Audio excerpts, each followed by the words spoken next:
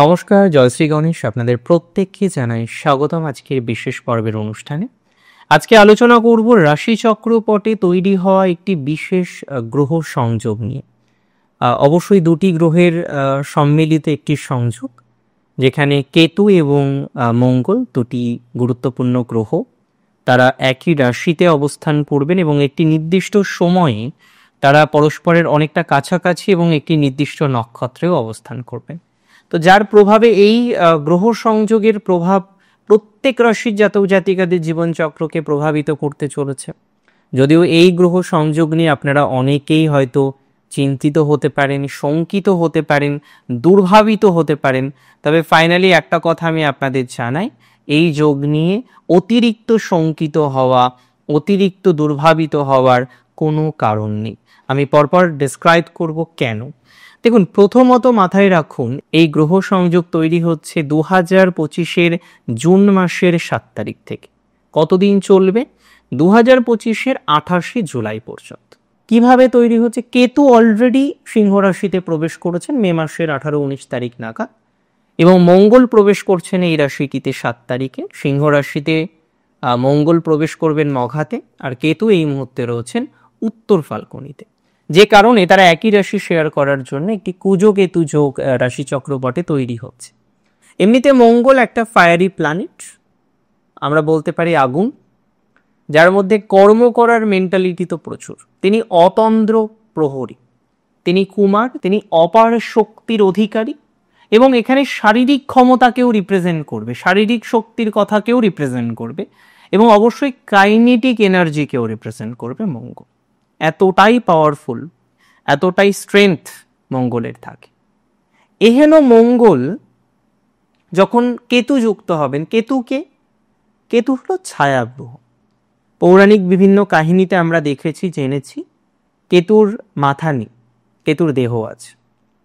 তবুও কিছু কিছু ক্ষেত্রে কেতুর অ্যাসপেক্ট কাউন্ট করা হয়। 7th অ্যাসপেক্টে কেতুর তেমন গুরুত্ব দেওয়া হয় না, 5-9 অ্যাসপেক্টে কাউন্ট করা হয়, আর মঙ্গলের চতুর্থ, অষ্টম, সপ্তম দৃষ্টিকে গুরুত্ব দেওয়া হয়। এখন প্রশ্ন হলো, কুজো কেতু যোগের প্রভাবটা কেমন, খারাপ না ভালো? আরেকটা কথা জানাই আপনাদের, কুজো কেতু যোগের আরেকটি নাম আছে। কি নাম জানেন? পিশাচ যোগ। তো বুঝতেই পাচ্ছেন যে যোগটি কিছু কিছু ক্ষেত্রে সমস্যা প্রবণ হতে পারে। যদিও চতুর্থ ভাবে থেকে আপনাদের জন্য কোন কোন বিষয়ে সমস্যা আনতে পারে সেটা জানবো, আর এক্স্যাক্টলি এটাও জানার চেষ্টা করব, আদতেও কি এটা প্রচন্ড নেগেটিভ, না এরও কিছু সেই নেগেটিভিটি ভঙ্গযোগ রয়েছে। দেখুন, প্রথমেই জানাই, কুজো কেতু যোগের কিছু প্রভাব অবশ্যই বৃষ রাশির ক্ষেত্রে আসবে। কিছু কিছু ক্ষেত্রে প্রাথমিক অবস্থায় কিছু সচেতনতা আমাদের রাখতে হবে, আর কিছু পার্টিকুলার টাইমিংয়ে অতিরিক্ত সচেতনতার জায়গা রাখতে হবে। যেহেতু একাদশে শনি আছে, দ্বিতীয় বৃহস্পতি আছে, এক্সট্রিম কোনো নেগেটিভিটি বৃষ রাশির অন্তত এক্সপেক্ট করছি না। তবে কুজো কেতু যোগে অনেক সময় দেখা যায় অ্যাঙ্গার, রাগের মাত্রাটা বৃদ্ধিপ্রাপ্ত হয়। মঙ্গল যেমন পাওয়ারফুল, কেতু তার থেকেও পাওয়ারফুল। রাহু এবং কেতুর মধ্যে বিস্তর তফাৎ। কেতুর সাথে আধ্যাত্মিকতার চরম কানেকশন এক্সিস্ট করে। কেতু গ্রহের সাথে আধ্যাত্মিকতার কানেকশন আছে, কম্বিনেশন আছে। বহু জাতক জাতিকারা রয়েছেন যাদের কেতুর সাথে এই যে কম্বিনেশন, এই যে কানেকশন, এটা অত্যন্ত সিগনিফিকেন্ট একটা কানেকশন। কেতুর মঙ্গলের সাথে যুক্ত হওয়া কিছু কিছু ক্ষেত্রে রং ডিসিশনকেও রিপ্রেজেন্ট করে। চতুর্থভাবে রয়েছে এডুকেশনের ক্ষেত্রে কিন্তু প্রচুর প্রভাব পড়বে। অনেকেই হয়তো পড়াশোনার মাঝে এটা ভাবতেই শুরু করে দেবেন যে মিনিং অফ দ্য লাইফ কি, সেখানে কোন আধ্যাত্মিকতা আছে। মূল কথা হচ্ছে ডিস্ট্রাকশন আসবে এডুকেশন লাইফে। তবে এটা নয় যে এডুকেশন লাইফ হ্যাম্পার হয়ে যাবে প্রচন্ড আর এডুকেশন এগোবে না, নট লাইক দ্যাট। বাট একটা প্রাথমিক ডিস্টারবেন্স আসার সম্ভাবনা রয়েছে, যদিও সেটির হিলিং আছে। রাশিচক্রপটেই তার ভঙ্গযোগ কিছুটা আছে। কিছুটা বলতে দেখুন, বৃহস্পতি দ্বিতীয় যেমন চরম ভালো প্রভাব দেয়, একাদশে শনিও তার প্রভাবটা অনেকটা এনহান্স করতে সহযোগিতা করে। চতুর্থভাবে এডুকেশনাল ঘরে যখন কুজো কেতু সংযোগ বা পিশাচ যোগ তৈরি হচ্ছে, তার একটা নির্দিষ্ট টাইমিং আছে যে কোন সময় এই যোগটা সর্বাধিক অ্যাক্টিভেটেড। তার আগে পরের টাইমিংয়ে অতটা সমস্যা হবে না।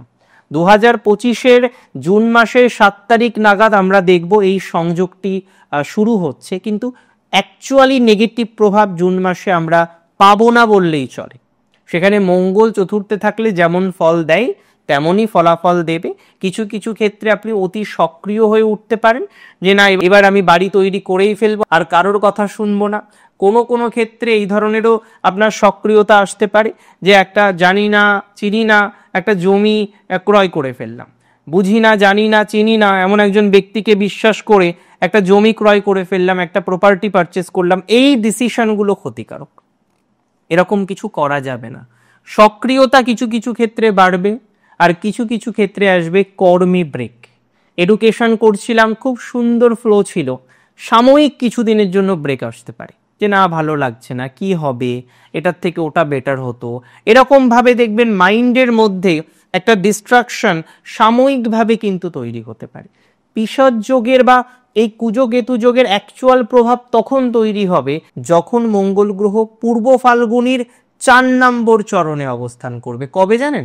2025-এর 12ই জুলাই বা 13ই জুলাই নাগাদ মঙ্গল পূর্ব ফাল্গুনিতে প্রবেশ করবে, অ্যান্ড বেসিক্যালি 20 ডিগ্রি 43 মিনিটে অবস্থান করবে 12-13 তারিখ নাগাদ, এবং সেই সময়ে আমরা দেখব কেতু গ্রহ 27 ডিগ্রি 9 মিনিটের আশেপাশে অবস্থান করবে।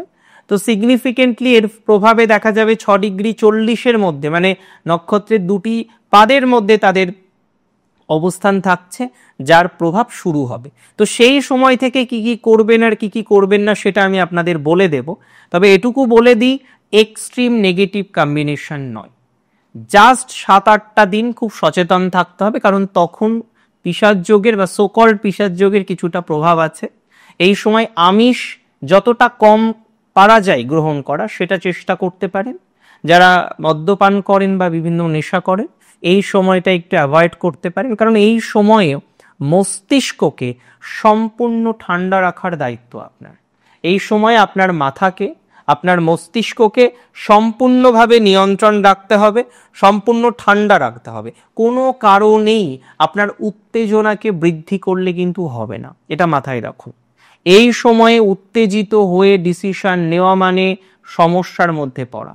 এই সময় উত্তেজিত হয়ে কোনো কাজ করা মানে ডিস্টারবেন্সের মধ্যে পড়া। তাহলে উত্তেজনা বশত কোনো কাজ করা যাবে না, উত্তেজনা বশত কোনো ডিসিশন নেওয়া যাবে না, এমন কোনো কাজ করা যাবে না, এমন কোনো বিষয়ে সংযুক্ত হওয়া যাবে না যেখানে অতি উত্তেজনায় আপনার নেগেটিভিটি বৃদ্ধিপ্রাপ্ত হয়। এডুকেশনে না হলে ব্রেক আসতে পারে, পরিবারের সদস্যদের মধ্যে হয়তো বাকবিতণ্ডা তৈরি হওয়ার সম্ভাবনা রয়েছে, কিন্তু এমন উত্তেজনা করা যাবে না যেটার কারণে সেখান থেকে ল লিটিগেশন চলে আসে। তার মানে আপনাকেও খেয়াল রাখতে হবে। অ্যান্ড হিয়ার আই অ্যাম, আমি এখানে যেটা আপনাদের জন্য হেল্প করার চেষ্টা করছি বা গাইডেন্স দেওয়ার ক্ষুদ্র প্রয়াস করছি, আমি বলবো যে এই সময়ে কোন কোন ক্ষেত্রে আপনাকে মাথাটাকে সেই ফ্রিজের মতো, ডিপ ফ্রিজের মতো ঠান্ডা রাখতে হবে, বরফের মতো ঠান্ডা রাখতে হবে। ফার্স্ট অফ অল, পরিবারের কারোর সাথে যদি ঝামেলা হয়, পরিবারের কোনো সদস্যদের সাথে যদি জটিলতার মধ্যে জড়ান, কোনো ল লিটিগেশনে প্লিজ যাবেন না, বা মাথাটাকে নিয়ন্ত্রণ রাখার চেষ্টা করবেন, কোনো ঝামেলা বা অশান্তির মধ্যে না যুক্ত হওয়াই ভালো। দ্বিতীয়ত, যে কোনো ধরনের ডিসিশন আপনি নিচ্ছেন তাতে কোনো সমস্যা নেই, যে কোনো সিদ্ধান্ত, যে কোনো ডিসিশন আপনি নিতেই পারেন, তবে একটা বিষয় কিন্তু মাথায় রাখতেই হবে। কি বিষয়? এখানে খেয়াল রাখুন, আপনি যে ডিসিশন নিচ্ছেন সেই ডিসিশনের জন্য বা সেই ম্যাটারের জন্য যেন কোনোভাবে আপনার এডুকেশন হ্যাম্পার না করে। মানে আপনি একটা কোর্সে অ্যাডমিশন নিয়েছিলেন, হঠাৎ মনে হলো এই কোর্সে থাকবো না, এই কোর্সের ফিউচার নেই, and you leave the course. Don't do that, এটা করবেন না। এর প্রভাবে কিছু সমস্যা আসতে পারে। তার মানে এমন কিছু ডিসিশন তাড়াহুড়ো করে নেওয়া যাবে না যার ইম্প্যাক্ট খুব গভীর। আবার একটা বাড়ি কিনবেন, একটা জমি কিনবেন, এই সময়টা অ্যাভয়েড করুন। আপনি বাড়ি কিনবেন এই সময় অ্যাভয়েড করুন, আপনি জমি কিনবেন এই সময় অ্যাভয়েড করুন, আপনি নতুন গাড়ি কিনবেন এই সময় অ্যাভয়েড করুন, আপনি আপনার প্রপার্টি বা আপনার বাড়ি চেঞ্জ করবেন এই সময় অ্যাভয়েড করুন। কারণ এই সময়ে বাড়িতে জটিলতা আসার সম্ভাবনা বেশি, ভুল ডিসিশন নেওয়ার প্রবাবিলিটি বেশি। আর আমি কেন চাইবো আমার কোনো দর্শক বা পৃথিবীর কোনো মানুষ ভুল ডিসিশন নিক? সো ভুল ডিসিশন মোটেই নেওয়া যাবে না এই কথাটা মাথায় রাখুন। আর এর সাথে সাথে আমি বলে রাখি, দেখুন এই কুজো কেতু যোগ বা মঙ্গল কেতু যোগ, যুক্ত যোগের বা পিশাচ যোগের সর্বাধিক ফলাফল, সেটা নেগেটিভ হোক পজিটিভ হোক, আসবে জুলাই মাসের 22 তারিখ থেকে জুলাই মাসের 28 তারিখের মধ্যবর্তী সময়। সো এই সময়ে আপনাকে সর্বাধিক সতর্কতা রাখতে হবে, সর্বাধিক সচেতনতা রাখতে হবে। এই সময়টিতে অন্তত এই বিষয়গুলিতে স্কিপ করুন। আর আমি মনে করি খুব নেগেটিভ কিছু নেই, কারণ অনেকগুলো সাপোর্টিভ গ্রহ সংযোগ আপনাদের আছে। সো অনেক ভালো থাকবেন আপনারা, সুস্থ থাকবেন, স্বাভাবিক থাকবেন। শেষ করছি আজকে এখানে। জয় শ্রী গণেশ।